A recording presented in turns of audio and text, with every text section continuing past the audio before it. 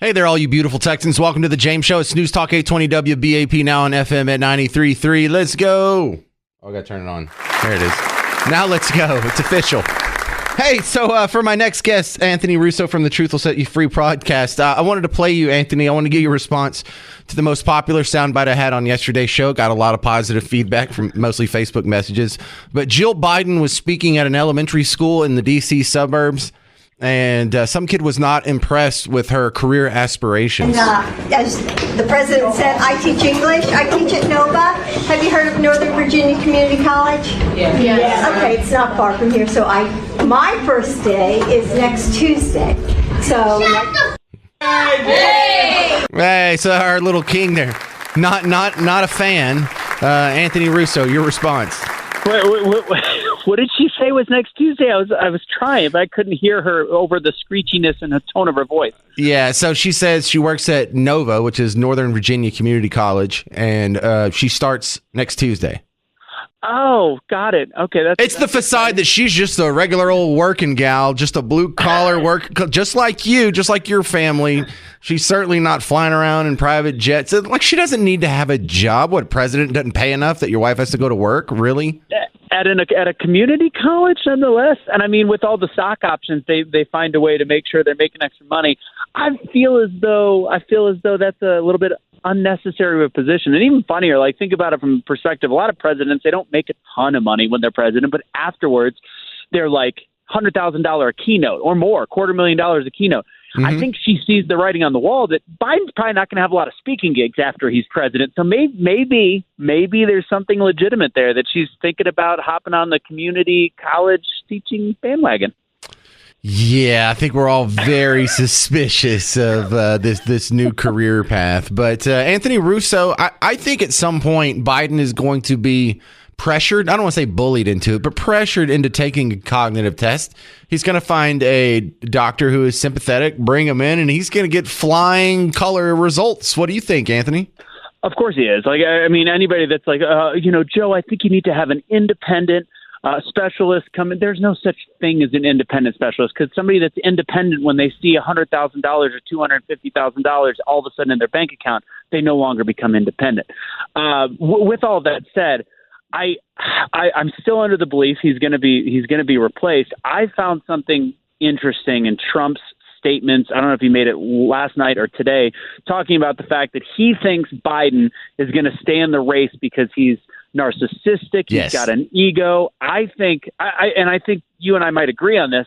The best case for the Republicans is Biden to stay in the race. Yes. I think even if Gavin Newsom is garbage in California, he still is somebody that is formidable from a debate stage, and he can speak to the youth of the country in a certain way. So I think that Biden is who we want. I think Trump did that as essentially a poker play to keep pushing and be like, he's got ego, which might make whatever Biden's brain see in there go, I got to keep doing it. I got to keep going. So I think that was an interesting chess move by Trump to try to goad him into continuing in the race, even though I think we all know he's not going to be the guy. Now, how interesting is it to see the press corps, the White House press corps, turn on KJP like this just in the last week or so? I have no love for them. I almost feel sorry for Karine Jean-Pierre, because the response she should have to all these questions about his cognitive ability was like, oh, really? Y'all are just pretending to notice this now? Y'all didn't see him like fall off a bicycle? Y'all didn't see him fall upstairs? Y'all hadn't seen all the stutters for the last 5 years? Sure. Yeah, I think that underneath whatever outfit KGP's got on, she's got a T-shirt saying, I'm just cashing checks. I feel like that's where things have gone for her at this point. But I think it shows the dishonesty of either the dishonesty of the media or the fact that they don't do their jobs under this press corps to literally you're telling me that, like you just said, you've ignored all of these signs. And I'm not talking the last year. It's gotten a lot worse.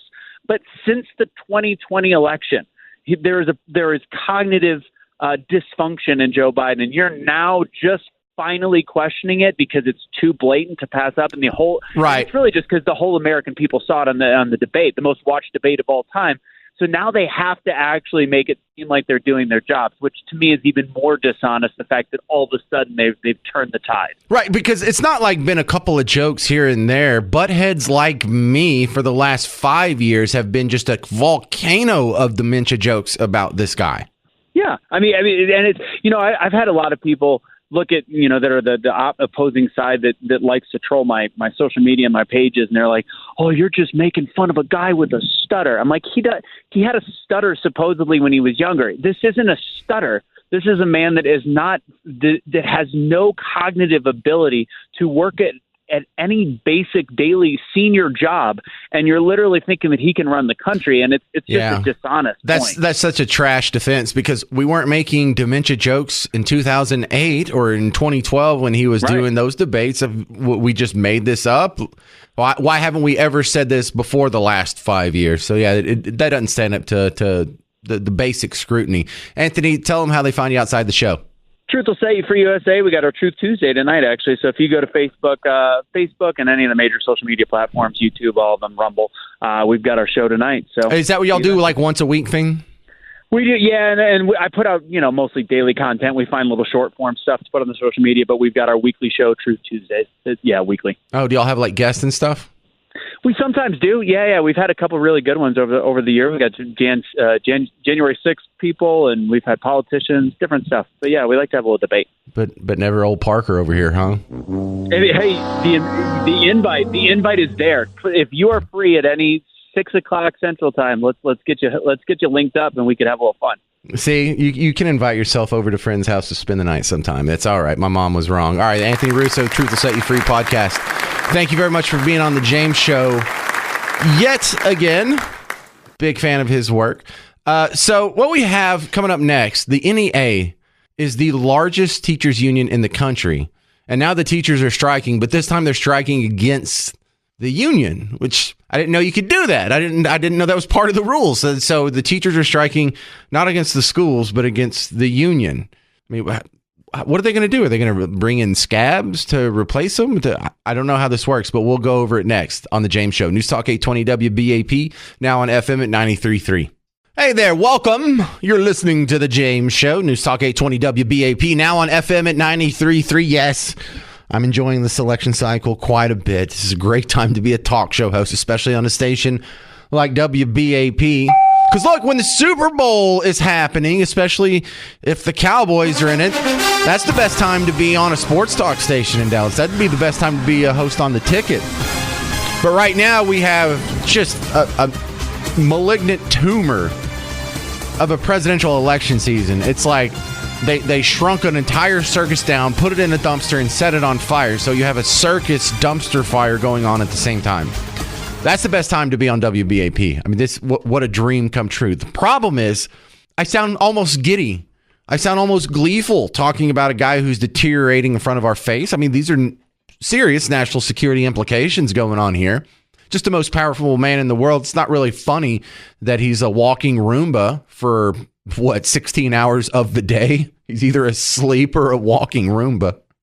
And I run the risk because I am the guy that can easily sound abrasive, like I'm making fun of people with dementia or like I'm making fun of people with brain damage. I don't say this lightly. I do enjoy it a little bit. I do find a little bit of whimsy and levity in the whole situation, which for people with a lower reading level, that means I think it's funny. It's funny. And again, I'm not saying brain damage to make fun of the guy. He literally has brain damage. On the Jen Psaki show, that's on MSNBC, she asked John Fetterman if Biden should be the nominee. Now, let me say this again, because I know you get this, but there's like 2% of the people listening right now hate listen. They're waiting for me to slip up. They're waiting to have something that they can share and show how evil and bad James is. But John Fetterman is literally brain damaged. He had massive stroke, and it has damaged parts of his brain. So he needs help. He needs help understanding words. He needs help with the processing part of his brain that deals with speech has been slowed down enough that he uses often a teleprompter to help assist him understand people's speech. We've noticed weird stutters and lost trains of thought similar to Biden. But Again, not being mean, but is there a worse person to ask than a guy who's literally brain damaged? Again, I'm not saying that as an insult. It's just a clinical statement of fact. John Fetterman is a guy in the United States Senate that is brain damaged. Why would we ask him? Number one, he's brain damaged. Number two, he's a guy who is allowed to skate by and remain in office despite not being capable of doing his job, despite being mentally compromised. So this whole idea where we're going to kick someone out of office because their mental acuity is subpar, how on earth do you expect John Fetterman to say anything? He's not even brain damaged enough to get that wrong. But anyway, here he is on Jen Psaki's show. Let's get an assessment on the dementia guy or Parkinson's guy or whatever he has from the literally brain damaged guy. This is Senator from from Pennsylvania, John Fetterman. Absolutely not. You know what? I was in cycle in 22, and it was supposed to be a bloodbath for Democrats. And well, Biden, I don't know how popular it is. I don't know if you can be seen or what. I was proud to campaign with him. And the polls had me going to down 2 points and lose, and we actually won by 5 points. And that's right. I'm right here having this conversation. And I stood with him in my cycle, and I'm definitely going to stand with him in his cycle. And Bob Casey's going to beat that guy from Connecticut. And we actually have a great team on ours running, whether that's in Montana or whether that's in Ohio, whether that is in Nevada, all of these. And Carrie Lake, I mean, she's a miracle. I mean, she's like a Democratic asset. I think she's everyone's favorite. So I have a good chance of running the table, and Joe Biden's on the top. And it's strange why Republicans seem to embrace that a felon is at the top of their ticket, and they're proud of that, and they dress like him and they show up. And now we just have all kinds of anxiety, and we say things and wonder, well, Joe Biden going to be, our candidate? It's like this. When should be having that conversation at this point? It's like Joe Biden is our guy, and if anyone was better, it's like they had their chance. I think the brain damage guy's right. I agree. Senator Brain Damage is bringing up the thing that I bring up at the end of these conversations always. If you are going to kick him out, with whom would he be replaced? And this is coming from a guy who is wearing a hoodie every day that you see him. Why?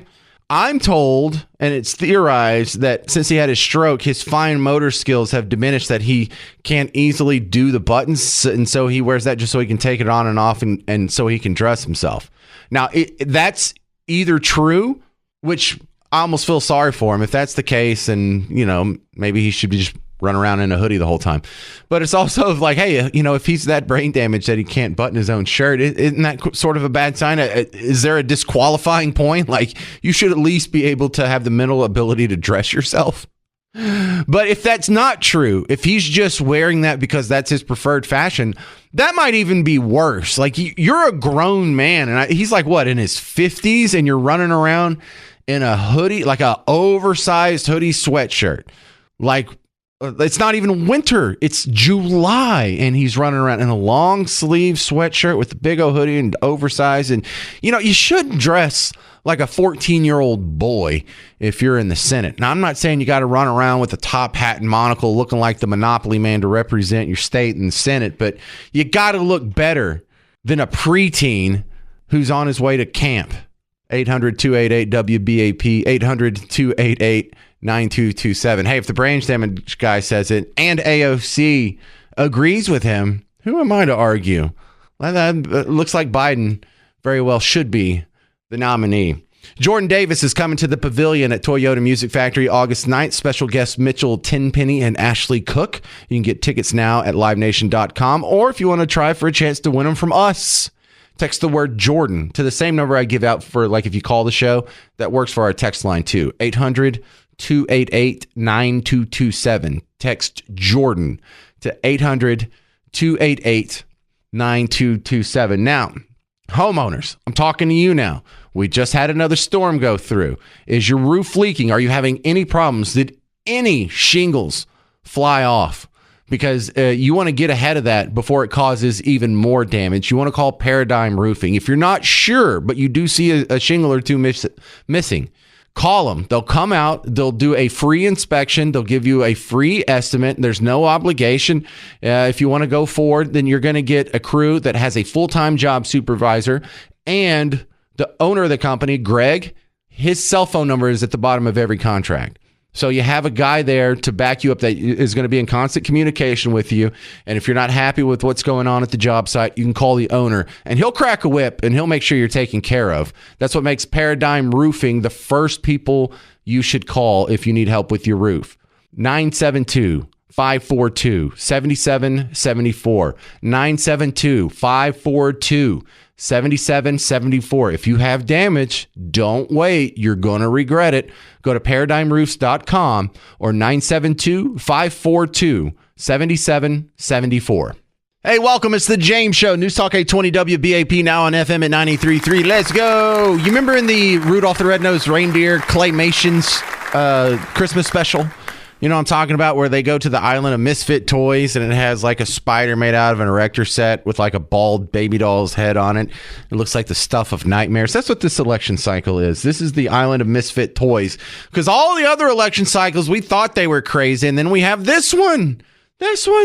So one of the people I've been leaning on to help make sense of all of this in real time is Raven Harrison, who's back on the James Show. Now, Raven, I'm going to start you off. I found a king. There's a king that lives, he's only 8 years old.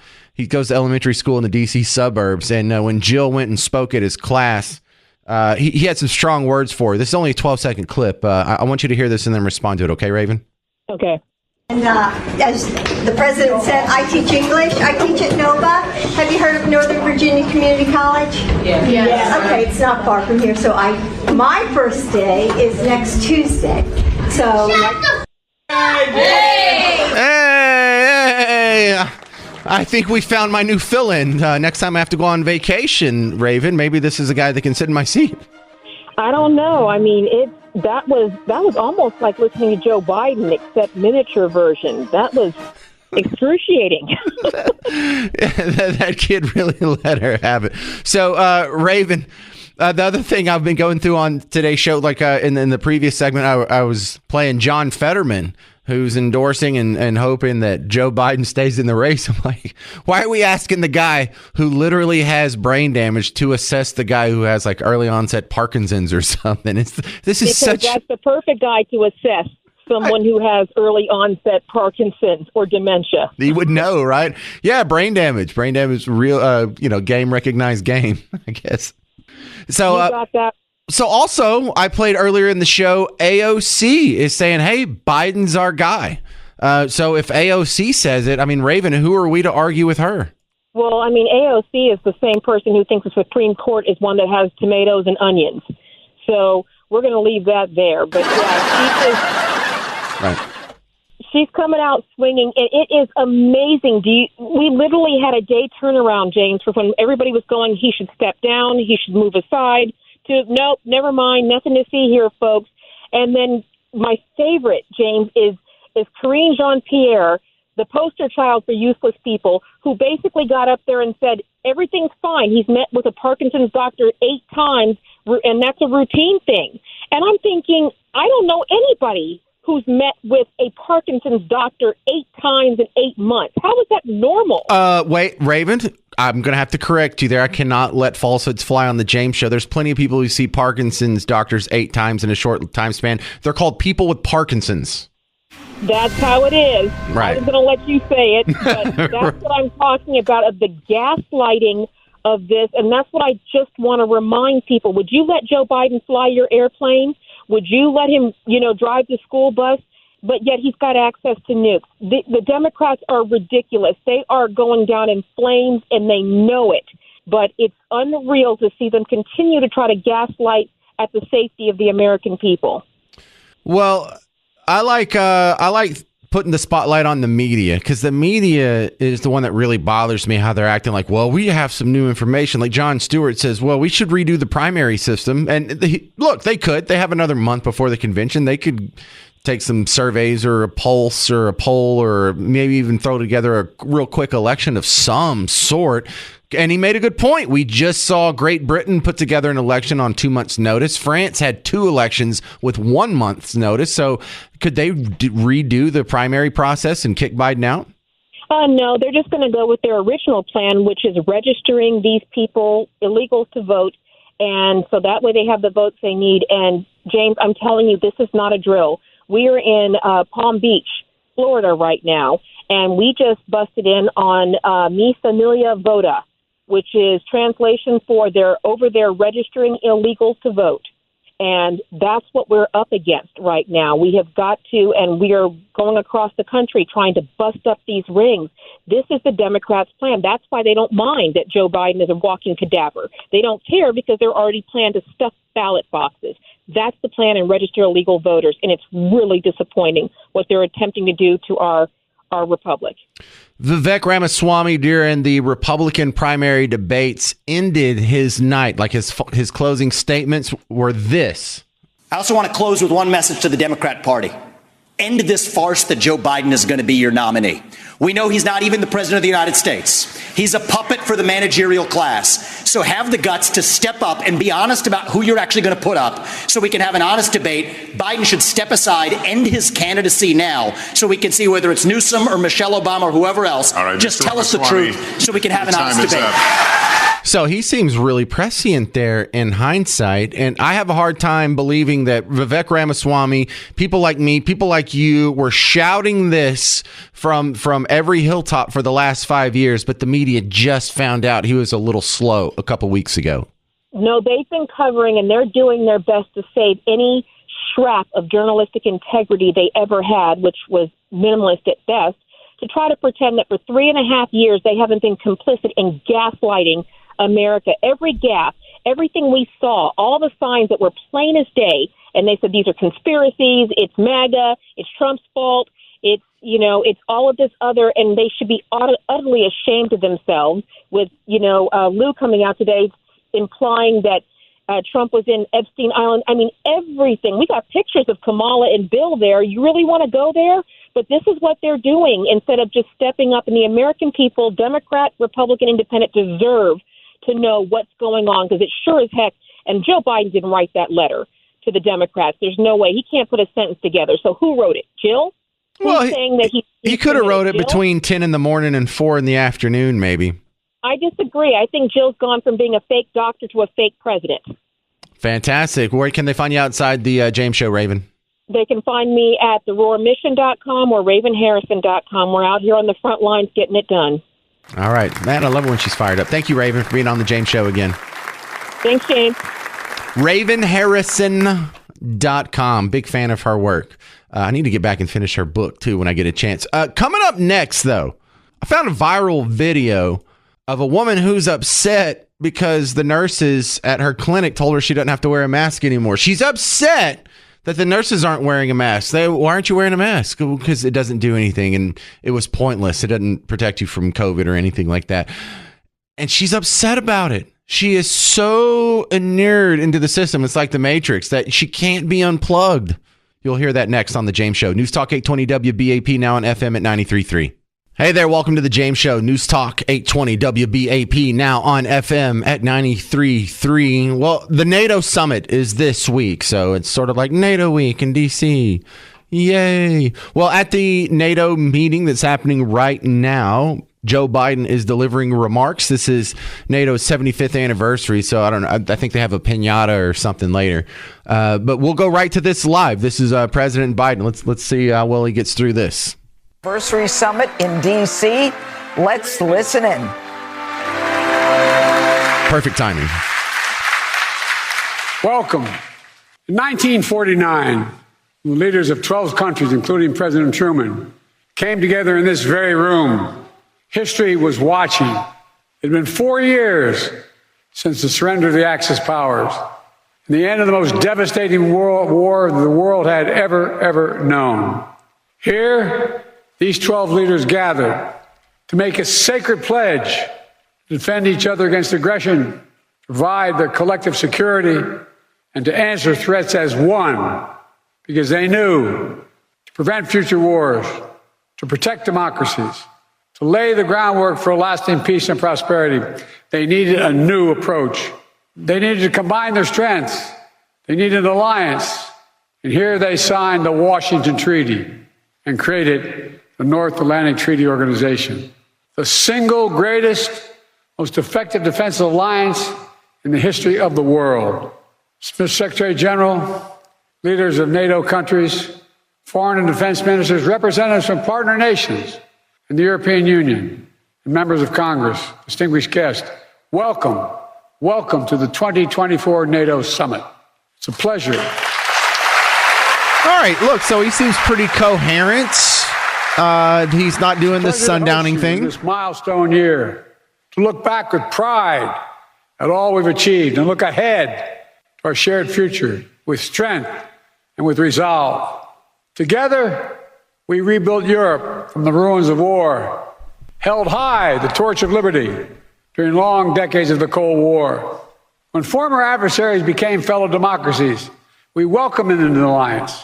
When war broke out in the Balkans, we intervened to restore peace and stop ethnic cleansing. And when the United States was attacked on September 11th, our NATO allies, all of you, stood with us, invoking Article 5 for the first time in NATO history. Well, some of them did. All right, that's enough of that. But look, I think AOC's right.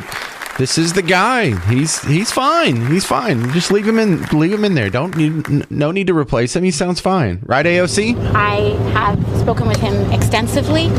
He made clear then, and he has made clear since, that he is in this race. The matter is closed. He had reiterated that this morning. He has reiterated that to the public. Joe Biden is our nominee. He is not leaving this race. He is in this race, and I support him. Yeah, so if AOC said that, settles it.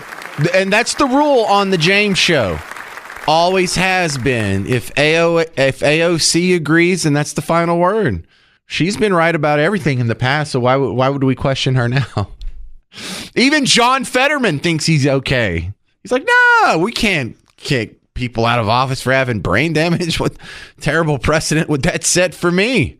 Come on, man. I get to be in the Senate and I can't even wear a button-up shirt. We can't be having mental acuity exams. And look, I think there's a solid argument for that.